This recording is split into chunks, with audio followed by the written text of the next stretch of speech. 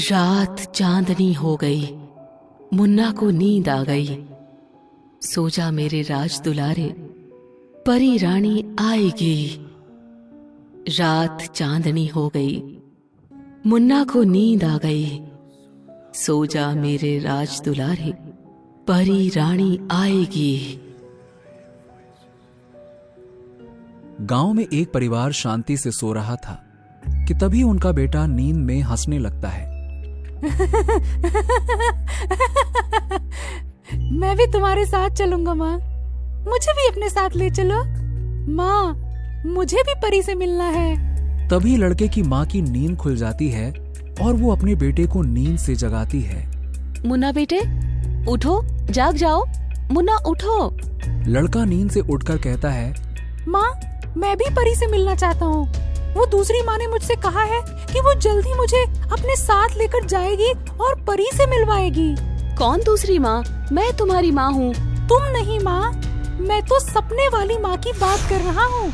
वो रोज मेरे सपने में आती है और उसने कहा है कि वो मुझे परी रानी के पास लेकर जाएगी। अपने बेटे के मुंह से ये बात सुन उसकी माँ डर गई। अरे पता नहीं ये मौत का खेल कब तक खेलेगी ये डायन हमारे बच्चों के साथ। मैं अपने बेटे को कहीं नहीं ले जाने दूंगी। हम कल ही चौराहे पर सभा बुलाएंगे और उसका उपाय निकालेंगे। अरे क्या फायदा, इससे पहले भी कई बार गांव वालों ने ये सब रोकने का प्रयास किया है, लेकिन उन बच्चों को हम नहीं बचा पाए। अगले दिन चौराहे पर सारे लोग जमा हो गए। सबने बातचीत करना शुरू की कि किसी तरीके से कोई उपाय निकल कर आए, लेकिन खूब कोशिश करने के बाद भी किसी को कोई उपाय नहीं सूझा। उसी दिन शाम को मुखिया का बेटा वरुण 10 साल बाद शहर से गांव वापस आया था। शादी करके वो शहर चला गया था और उसको 5 साल की छोटी बेटी भी है। वो गांव में कुछ हफ्तों के लिए रहने आया था।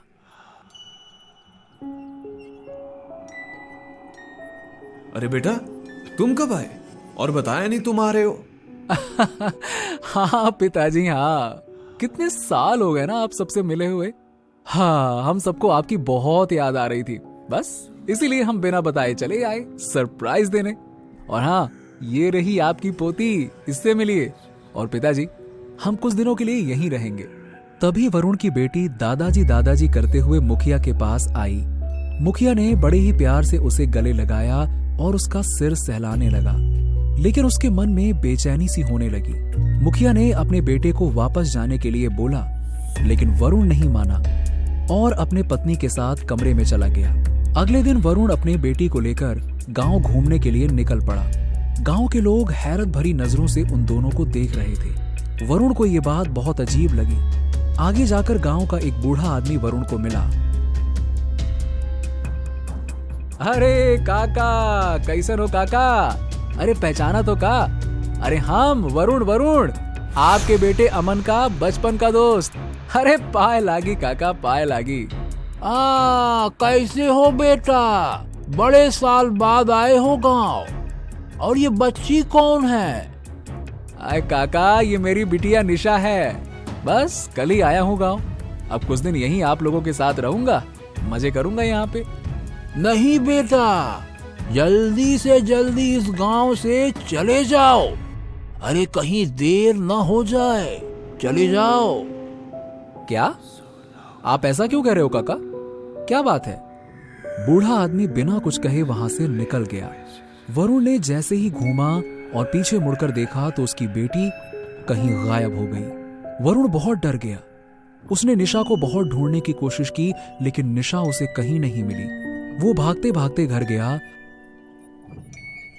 और मुखिया को सारी बात बताई। ये तुम क्या कह रहे हो वरुण? निशा ऐसे कैसे गायब हो गई? और तुम मुझे बिना बताए उसे बाहर क्यों लेकर गए? मैं कुछ नहीं जानती। मैं अपनी मुन्नी को कुछ नहीं होने दूंगी। मैं उसे कुछ नहीं होने दूंगी। चिंता मत करो अमृता, मैं हमारी बेटी को लेकर आऊंगा। मुखिया और वरुण निशा को ढूंढने निकल गए। सुबह से शाम हो गई, लेकिन निशा कहीं नहीं मिली। वरुण और मुखिया घर लौट आए। वरुण, मैं कुछ नहीं जानती। मुझे मेरी बेटी वापस चाहिए। कुछ भी करो, पर मेरी बेटी को ढूंढो।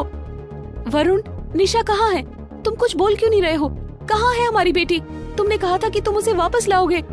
पापा, पापा, निशा, अरे बेटा कहाँ चली गई थी तुम बिना बताए? तुम्हें पता है हम कितने ज्यादा परेशान हो गए थे।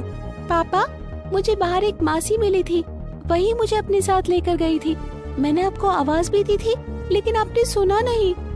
मासी? कौन मासी? वो बहुत अच्छी थी पापा, उसने मुझे चॉकलेट भी दी खाने को।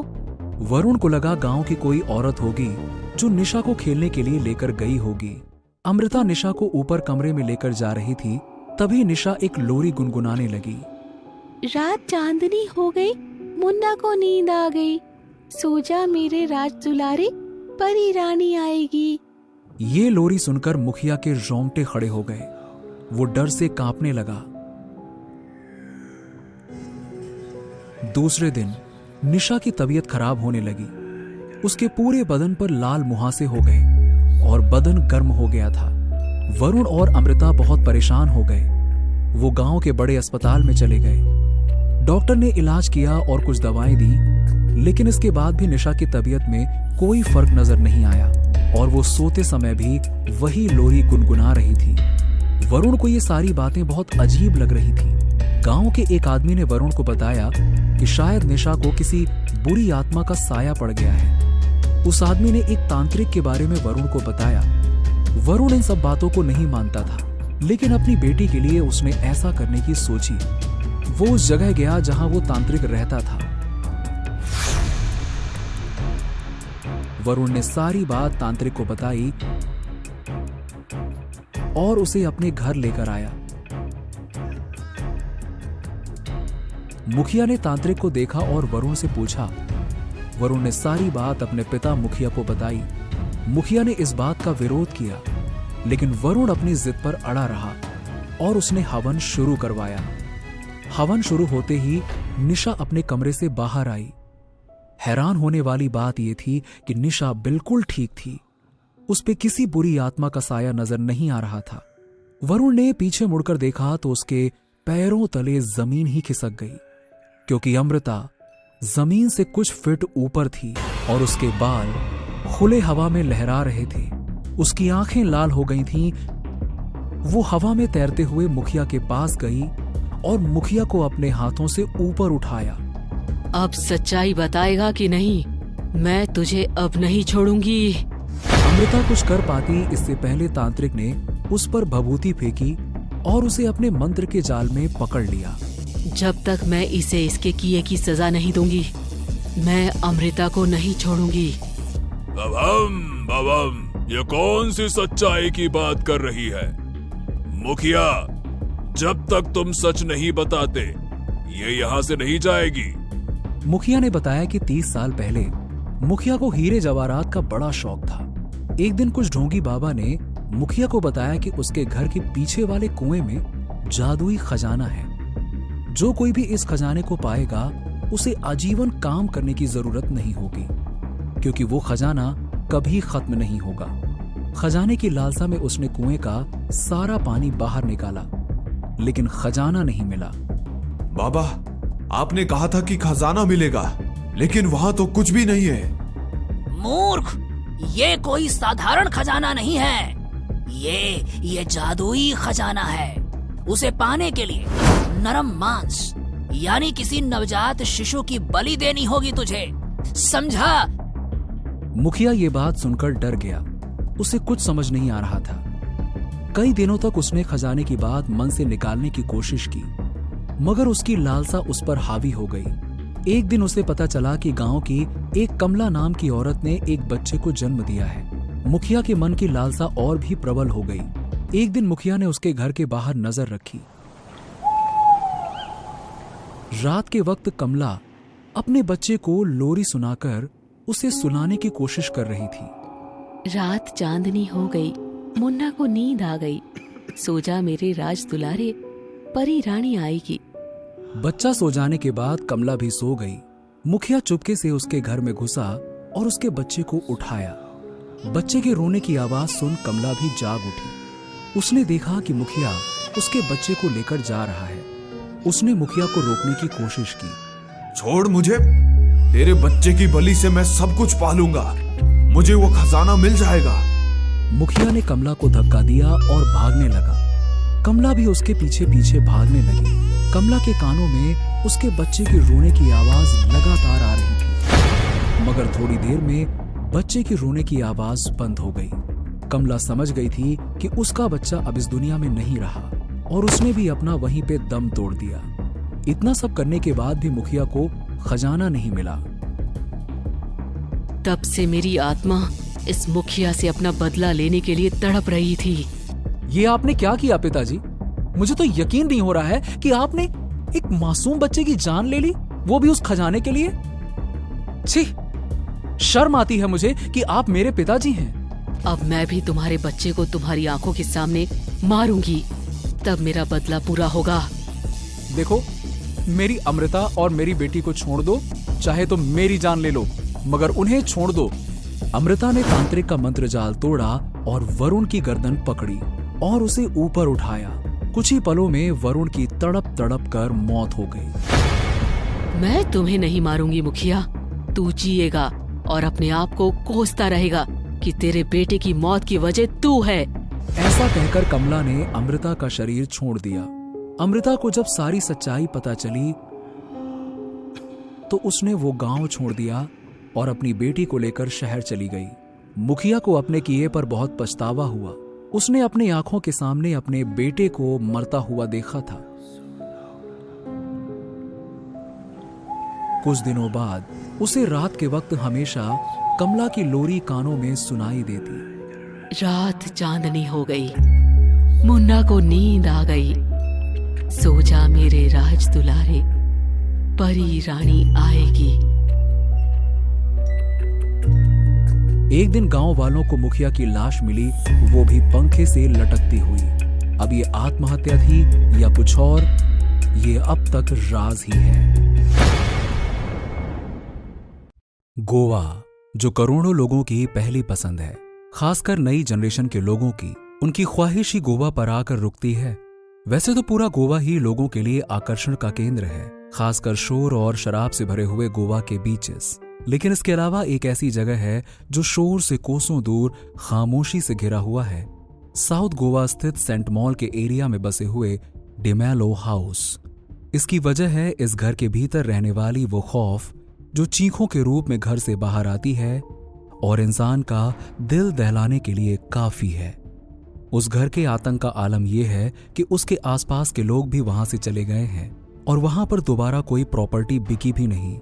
जो लोग कभी कभार वहां से गुजरते हैं वो बताते हैं कि उस घर में चीखने चिल्लाने की आवाज, चीजों को बाहर फेंकने की आवाज, चीजों के टूटने की आवाज आती रहती है। बाहर से एक खंडहर की तरह दिखने वाला डिमेलो हाउस अंदर से कुछ और ही कहानी बयां करता है।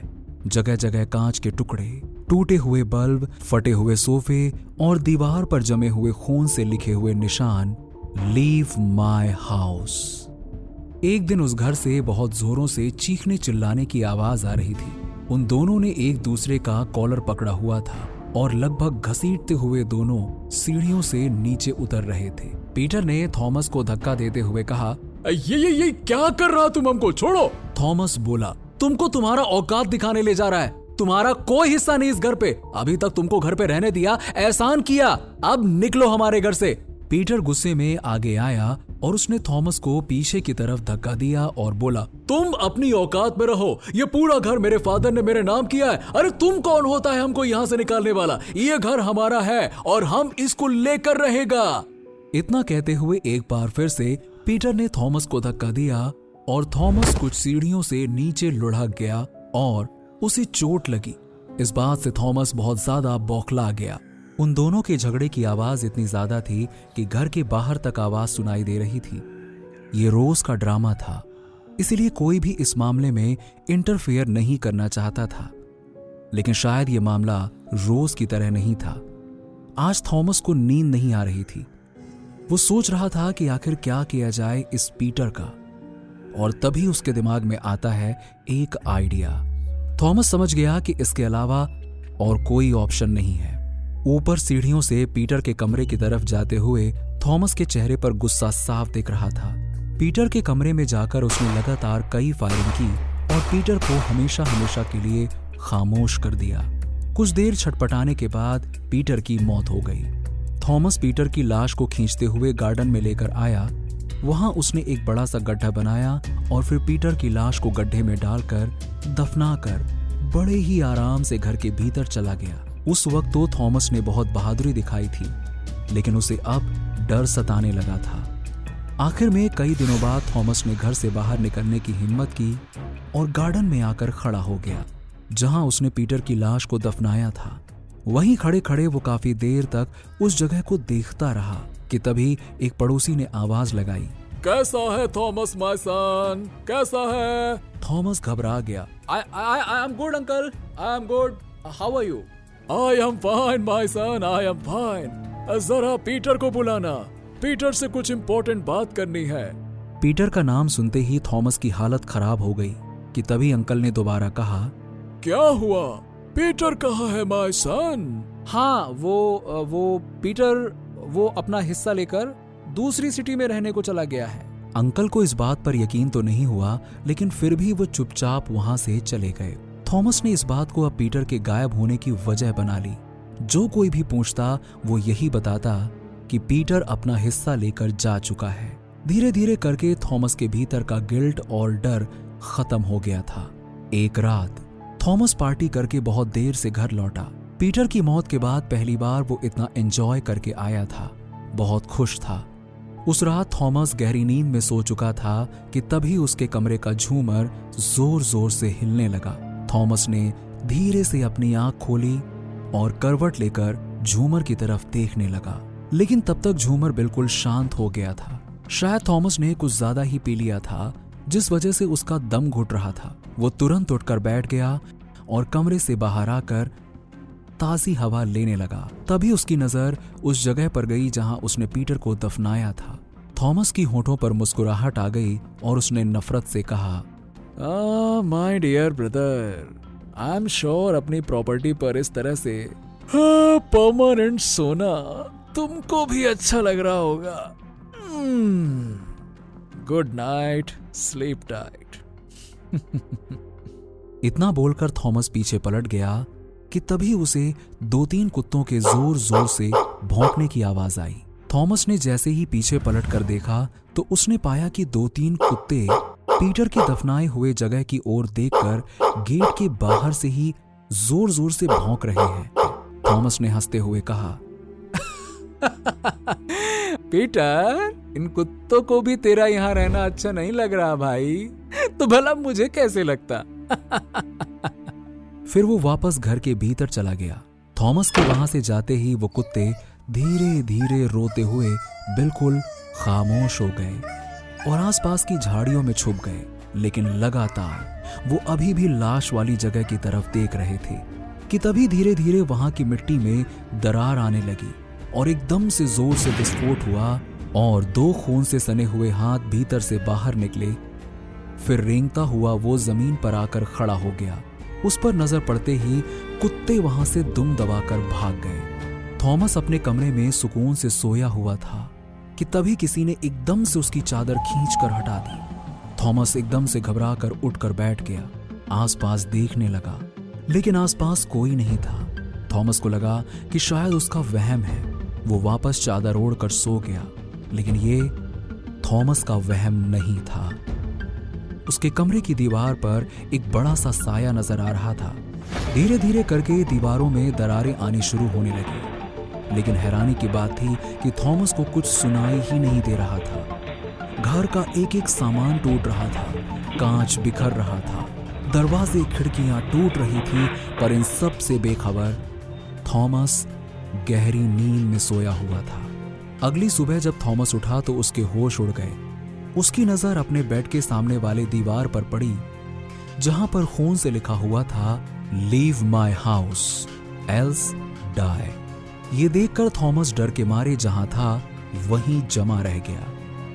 फिर एकदम से उठा और पीटर के कमरे की तरफ भागा और साथ में थॉमस बोल रहा था, इट्स नॉट पॉसिबल, ये तो पीटर की हैंडराइटिंग है, ये पीटर कैसे आ सकता है? घर की हालत और वो लिखावट दोनों ने मिलकर थॉमस को बहुत बड़ा शॉक दिया था। जैसे ही थॉमस पीटर के कमरे में पहुंचा और वहां उसे एक और बड़ा झटका मिला।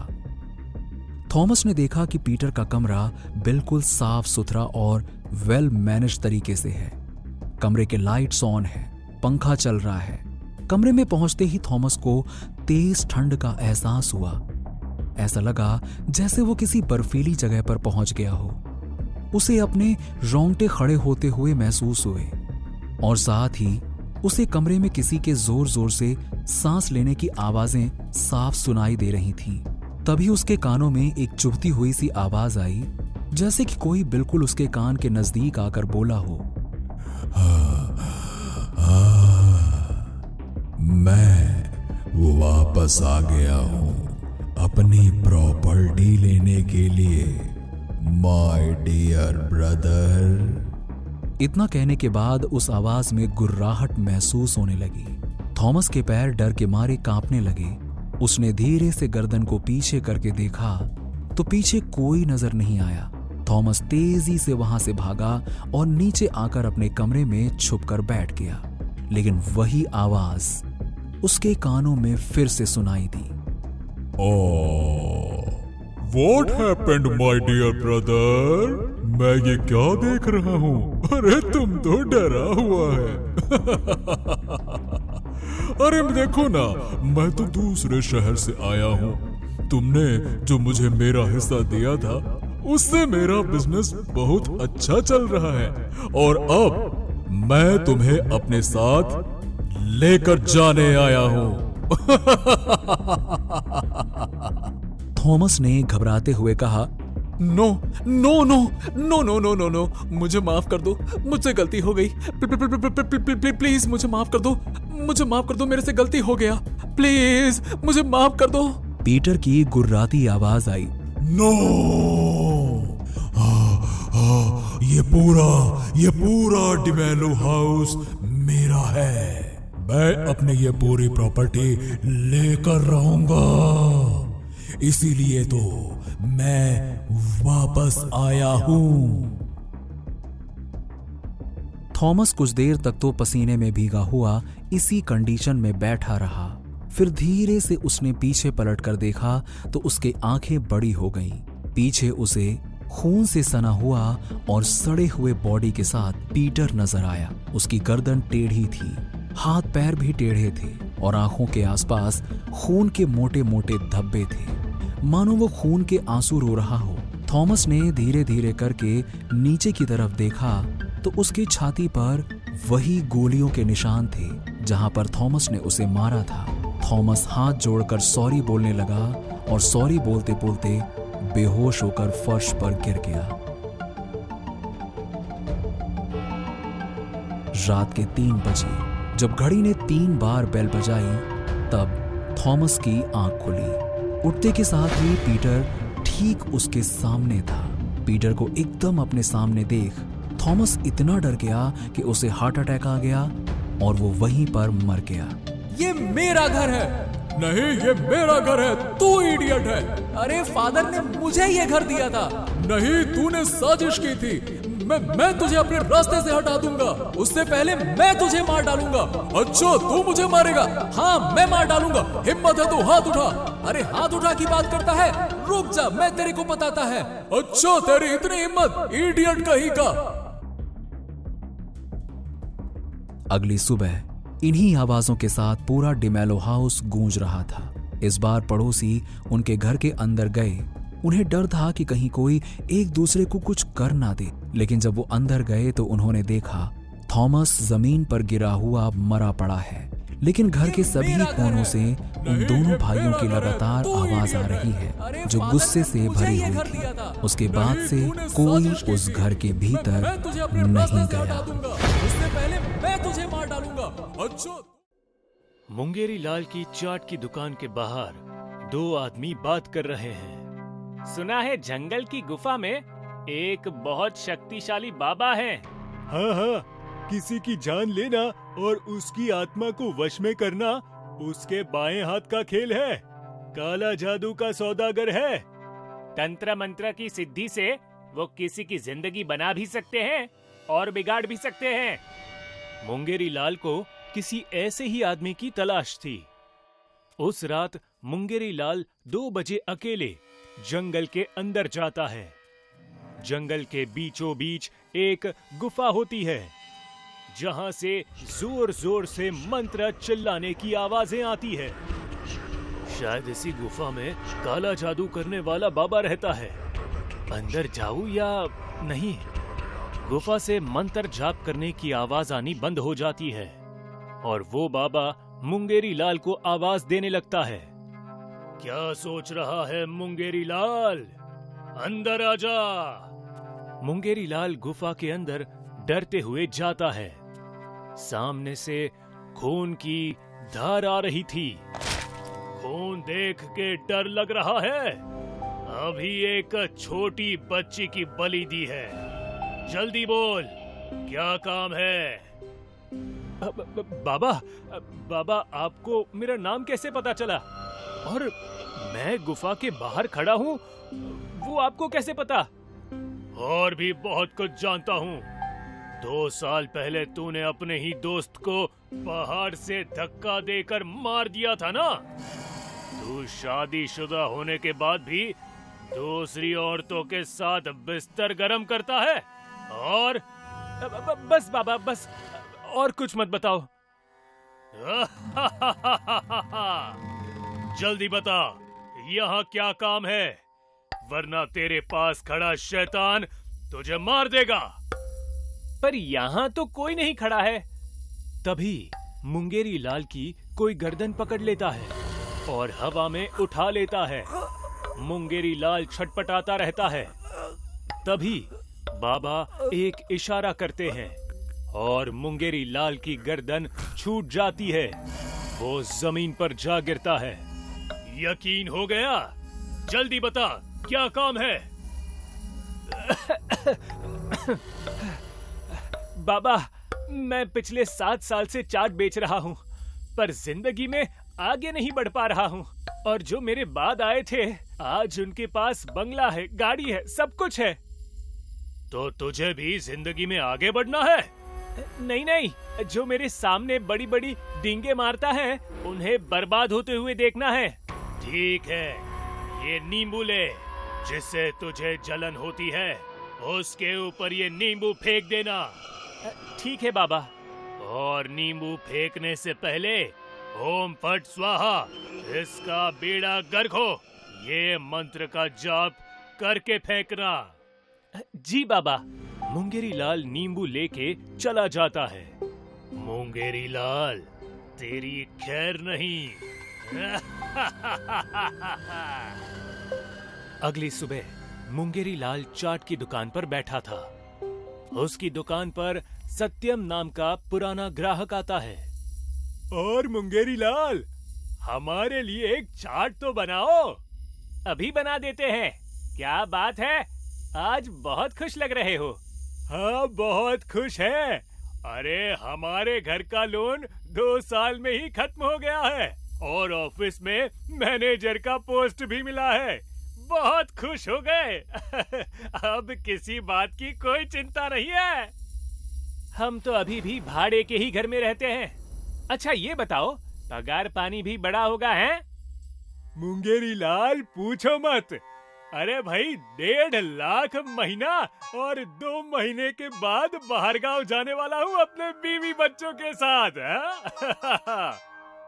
बाप रे, 1.5 लाख हर महीने?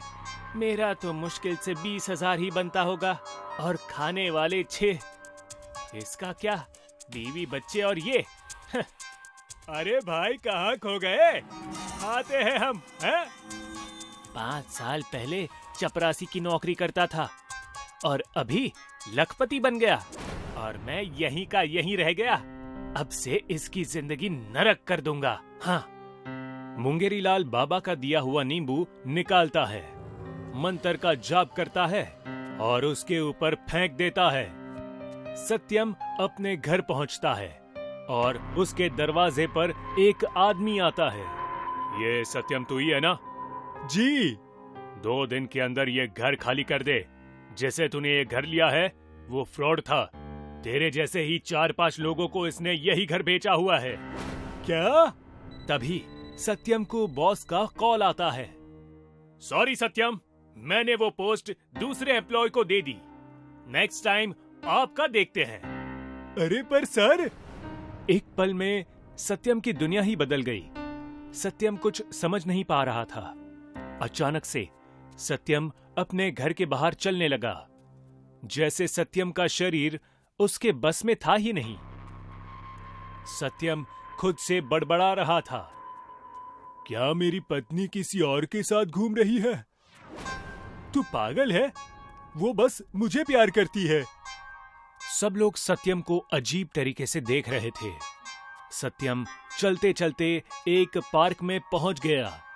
पार्क में उसकी पत्नी किसी पराये मर्द के साथ हंस खेल रही थी। हाँ, तुम सही कह रहे थे, अभी उसे बताता हूं। सत्यम जिसे अपनी पत्नी समझ के मारने गया था, वो औरत दूसरी थी, सत्यम की पत्नी नहीं थी। सत्यम का दिमाग बहुत अजीब हरकतें कर रहा था। वहां से भागते हुए चलती गाड़ी के सामने जा खड़ा हो गया। सत्यम की आंखें हॉस्पिटल में खुलती है। एक्सीडेंट में सत्यम के दोनों पैर चले जाते हैं। सामने पिताजी बैठकर रो रहे थे। बेटा, तुझे होश आ गया? 1 महीने से तू कोमा में था।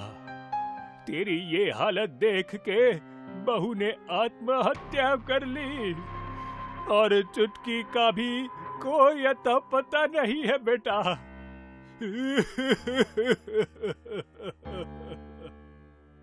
सत्यम जिंदा होने के बाद भी मर चुका था और ये बात जान के मुंगेरी लाल बहुत खुश होता है। अब जिंदगी जीने का मजा आ गया है। अरे हंसते हुए चेहरे रो रहे हैं। ऐसे ही मुंगेरी लाल कई जिंदगियां बर्बाद कर देता है। किसी के कारोबार में आग लग जाती है तो कोई 1 दिन के अंदर ही मर जाता है और ये सब देख मुंगेरी लाल बहुत खुश होता है। अब मुंगेरी लाल को ये करने में बहुत मजा आ रहा था। एक दिन मुंगेरी लाल की चाट की दुकान पर एक फॉरेनर आया। रॉनी, भैया मुझे एक चाट दो। मुंगेरी लाल उसे चाट देता है। 20 रुपए की चाट के लिए रॉनी 2000 रुपए देता है खुशी खुशी। रख लो 2000, वो भी 20 रुपए की चाट के लिए? लगता है बहुत पैसे वाला है। होगा भी, विदेशी जो है। इस विदेशी पे ये आखिरी नींबू मारता हूँ, मजा आ जाएगा। मुंगेरी लाल नींबू निकालता है, मंत्र का जाप करता है और रॉनी के ऊपर फेंकता है। तभी एक कार वहां से गुजरती है और नींबू कार से टकरा के मुंगेरी लाल के ऊपर ही वापस गिर जाता है। अरे बाप रे, ये तो मुझ पे ही आ गया, अब क्या होगा? तभी जोर जोर से मुंगेरी लाल का सिर घूमने लगा और वो वहीं गिर गया। मुंगेरी लाल की आंखें खुलती है, तभी वो अपने घर के रूम में होता है। मैं घर कैसे आया और मुझे चक्कर कैसे आने लगे थे? तभी एक पिशाच रूम के कोने में बैठा था। मैं तेरे शरीर में घुस गया था। कौन है तू? मैं पिशाच हूँ। वो मंत्र वाला नींबू तेरे पे गिरा था, अब तेरी जिंदगी मैं बर्बाद कर दूंगा।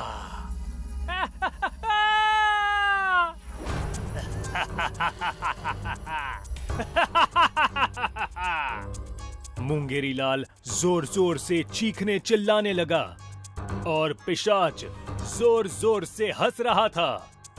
मुंगेरी लाल की पत्नी रेखा भागते हुए आती है। क्या हुआ, चिल्ला क्यों रहे हो? अरे अंधी है, वो देख कैसे देख देख के हंस रहा है। पर वहाँ कोई नहीं है। देख मेरे पास आ गया, बेड पे बैठ गया। कोई नहीं है यहाँ। तेरे अलावा कोई और नहीं देख सकता मुझे। रेखा, सच में तुझे ये नहीं दिखाई दे रहा? कितनी बार बोलूं, हम दोनों के अलावा इस रूम में कोई नहीं है। मुझे बाहर ले चल। मुंगेरी लाल के साथ जो हो रहा था वैसे ही उन सब के साथ हो रहा था जिनके ऊपर मुंगेरी लाल ने नींबू फेंका था। हमेशा वो पिशाच उनके पास घूमता रहता। एक एक करके तेरा पूरा परिवार खा जाऊंगा। मैं किसी को कुछ नहीं होने दूंगा, नहीं। तेरी पत्नी, तेरे बच्चे धीरे धीरे तुझे पागल समझने लगेंगे। और हुआ भी बिल्कुल ऐसा ही। आधी रात में मुंगेरी लाल चिल्लाने लगता।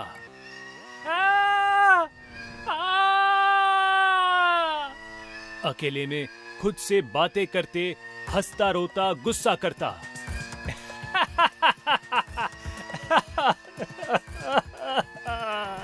अचानक से मुंगेरी लाल का शरीर काम करना बंद कर देता है। ना चल सकता था और ना ही बोल सकता था। एक दिन मुंगेरी लाल घर के हॉल में बैठा था। रेखा अनजान मर्द के साथ आई। तुम डरो मत, इसके शरीर को लकवा मारा है, ये किसी को कुछ नहीं बताएगा। रेखा उस आदमी को लेकर रूम में चली गई और दरवाजा बंद हो गया। मुंगेरी लाल के सामने ये सब हो रहा था, पर वो चाहकर भी कुछ कर नहीं सकता था। उसी दिन मुंगेरी लाल वहीं बैठे बैठे मर गया। उसके मरने पर कोई दुखी नहीं हुआ था। अब वो इस दुनिया में नहीं है। इससे किसी को कुछ फर्क नहीं पड़ा। जैसी करनी वैसी भरनी। मुंगेरी लाल ने कई जिंदगियां बर्बाद की थी, तो भला उसकी जिंदगी कैसे आबाद रहती।